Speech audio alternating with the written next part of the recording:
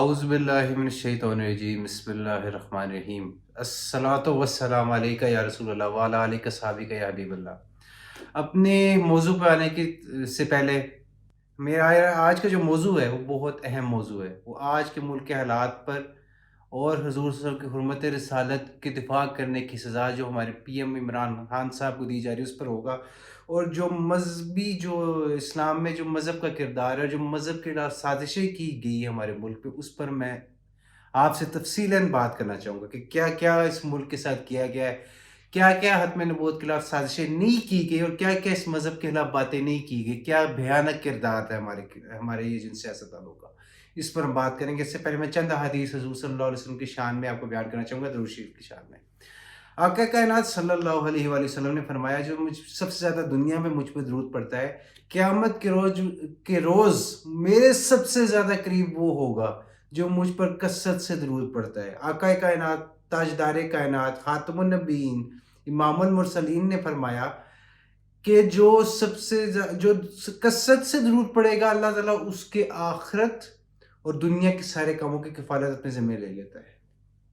سعادت الدارین میں روایت موجود ہے، امام یوسف نبہانی کی کتاب ہے سعادت الدارین، درود شریف کی فضیلت پہ، جس میں روایت موجود ہے کہ اللہ تعالیٰ نے حضرت موسیٰ علیہ السلام سے فرمایا، اے موسیٰ، اگر تم میرے محبوب بننا چاہتے ہو، میرے قریب ہونا چاہتے ہو، تو تم کثرت سے میرے حبیب پر درود پڑھو، کثرت سے میرے حبیب پر درود پڑھو۔ اور ایک جگہ اللہ تعالیٰ نے حضرت موسیٰ سے ہی کہا، اسی کتاب میں موجود ہے واقعہ سعادت الدارین میں، کہ اے موسیٰ، اگر تم چاہتے ہو کہ میرے ساتھ تمہارا اتنا قریبی تعلق ہو جائے جیسے روح کا جسم کے ساتھ ہے، آنکھ کا نظر کے ساتھ ہے، تو میرے حبیب پر درود پڑھو۔ اللہ اکبر۔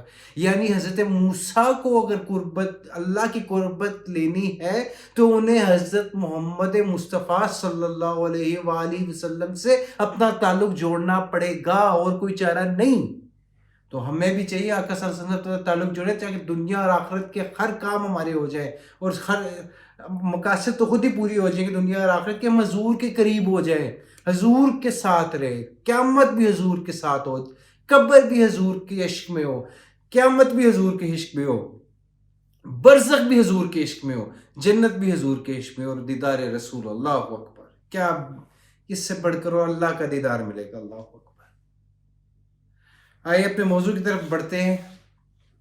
آج کل طریقے اعتماد کا بہت شور ہے، اس ثابت ہو گیا کہ امریکہ نے ہمارے وزیر اعظم کو دھمکی دی، اور یہ سیاستدان بے غیرت بن کر ساتھ دے رہے امریکہ کا۔ اور کل حاجہ آصف نے بیان دیا ہے کہ امریکہ ہمارے لیے مشکلات پیدا کر سکتا ہے، ہمارا رزق روک سکتا ہے۔ امریکہ کیا خدا ہے؟ کیوں قرآن کی نفی کر رہے ہو؟ اللہ تعالیٰ قرآن میں فرماتا ہے، سورہ ملک کی آیت آپ بھول گئے، آپ نے قرآن تو پڑھا ہی نہیں، آپ کو تو پیسے کمانے سے نہ حرام پہ کہ پیسوں کی آپ کو لت لگی، آپ کو کیا قرآن کا پتہ؟ سورہ ملک سورہ 67 آیت 21 میں اللہ تعالیٰ فرماتا ہے، امن ھذا الذی یرزقکم ان امسک رزق، کون ہے اللہ کے مقابلے میں، رب العالمین کے مقابلے میں؟ اگر اللہ تمہارے رزق روک لے تو کون ہے جو اللہ کے مقابلے میں تمہیں رزق دے گا؟ کون ہے دنیا کی طاقت؟ کون سی طاقت ہے؟ کوئی طاقت آپ کو رزق نہیں دے سکتی اگر اللہ آپ کا رزق روک لے۔ آپ نے اتنی بڑا شرک بکا ہے، اور ایک انہی مصوف نے فرمایا تھا قومی اسمبلی میں، کسی دین کو کسی دین میں فوقیت حاصل نہیں ہے، کہ اسلام بھی یعنی فضیلت نہیں رکھتا۔ نعوذ باللہ۔ قرآن، اللہ کا قرآن کہتا ہے، یہ میں اپنی طرف سے بات نہیں کر رہا، سورہ آل عمران میں کہتا ہے آخرت میں فَلَن يَقْبَلُوا مِنْهُ مَن يَبْتَغِي غَيْرَ الْإِسْلَامَ دِينًا فَلَن يُقْبَلَ مِنْهُ، جو اسلام کے بغیر کوئی اور دین اللہ تعالیٰ قیامت کے دن قبول ہی نہیں کرے گا، آخرت کے دن۔ آپ کہہ رہے ہو کہ فضیلت ہی نہیں، اسلام کے اوپر کسی اور دین فضیلت ہی نہیں رکھتا، کسی دین کو کسی دین کی فضیلت حاصل نہیں۔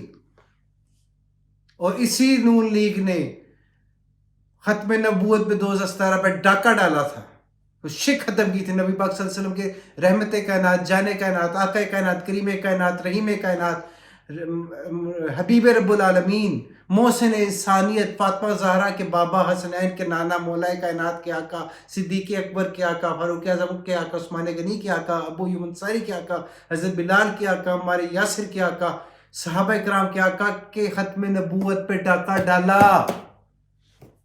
قادیانیوں کے ایجنٹ بن کے انہوں نے ملک کا سودا کی، ختم نبوت کا سودا کیا، ختم نبوت کو بیچا۔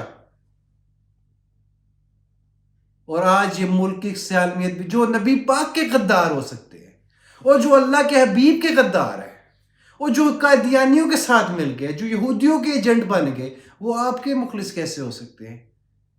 میری یہ بات میں آپ سمجھ رہے ہو کہ میں کوئی پی ٹی آئی کا ترجمان بن کی بات نہیں کر رہا. آپ میں بتائیں ذوالفقار بھٹو وہ تو پی ٹی آئی کے نہیں تھے، وہ تو پیپلز پارٹی کے جو تھے رہنما تھے اور اس ملک کے وزیر اعظم. انہیں کس بات کی سزا دی گئی؟ انہیں اس ملک کو ایٹمی پاور انہوں نے بنایا، اس چیز کی سزا دی گئی. اور اسلامک کو ایسی کانفرنس بنائی جو بھی اسلام کے لیے ملک کے لیے خدمت دینے کی کوشش کرتا ہے اس کی پھر یہی سزا ہوتی ہے جو ذوالفقار بھٹو کو دی گئی. وہ تو کوئی پی ٹی آئی کے نہیں تھے، وہ تو ان کا تو عمران خان سے کوئی تعلق نہیں تھا. تو میں تو ان کے حق میں بھی بات کر رہا ہوں کہ جو کوئی اسلام کے لیے حق کوشش کرتا ہے اس کو سزا دی جائے. ٹیپو سلطان کے ساتھ کیا ہوا تھا؟ میر صادق نے غداری کر دی اور ٹیپو سلطان مظلومانہ شہید ہو گئے. اور اس وقت انہوں نے مشہور فقرہ بولا تھا، شیر کی ایک دن کی زندگی کیچڑ کی 100 سالہ زندگی سے بہتر ہے.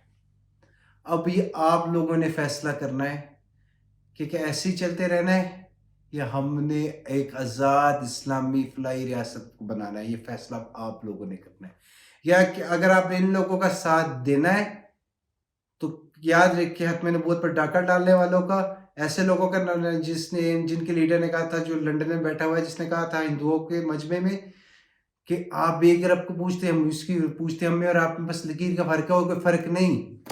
کیا آپ اس قرآن کو مانتے، اس نظریے پہ یقین رکھتے ہیں کہ اللہ کی وحدانیت کو مانتے، اللہ رب العالمین کی کائنات میں وحدہ لا شریک مانتے ہیں؟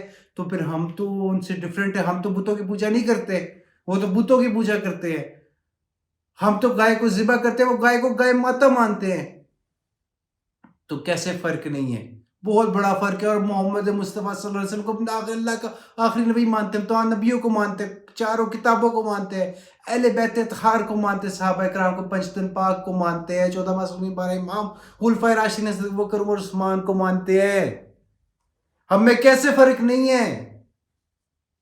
اگر آپ، میں آخر میں بات ختم کروں 1-2 منٹ پہ، اگر آپ لوگوں نے ان کا ساتھ دیا، ختم نبوت پر ڈاکہ ڈالنے والوں کا، بنو امیہ کے کارندوں کا، بدماشوں کا، صحابہ کے دشمنوں کا، اہل بیت کے دشمنوں کا، تو یاد رکھیے گا قیامت کے دن حضور پاک کی شفاعت لینے جانا ہے. نواز شریف نے آپ کی شفاعت نہیں کرنی.